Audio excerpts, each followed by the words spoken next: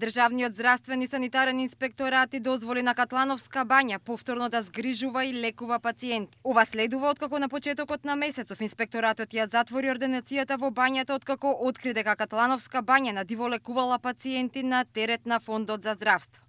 Затекнале и тројца доктори странци, анестезиолог, дефектолог и ортопед, кои немале лиценца за работа. По забраната за вршење на здравствена дејност, пациентите кои беа затекнати таму требаше да останат до завршување на терапијата. Бањата имаше забрана за примање нови пациенти. Во интерес на обезбедување континуиран третман за банско лекување на пациентите, на Катлановска бања со решение и се дозволува згрижување лица кои имаат потреба од овој тип лекување.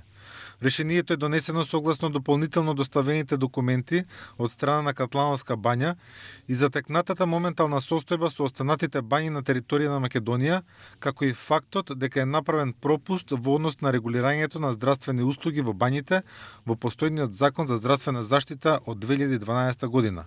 Се наведува во соопштението на Државниот санитарен и здравствен инспекторат. Инспекторатот наведува дека заради усогласување на стандардите за згрижување на пациентите во Катлановска бања, како и во сите други бањи во државата, овие установи се задолжени во најкраток можен рок да достават елаборати за простор, опрема и кадар, со посебен фокус на одделување на здравствената со комерцијалната дејност. Инаку еден ТВ по затварањето на ординацијата од вработен во бањата дозна дека еден србин и двајца руски доктори, кои инспекторатот ги затекнал таму, биле причината за затварањето.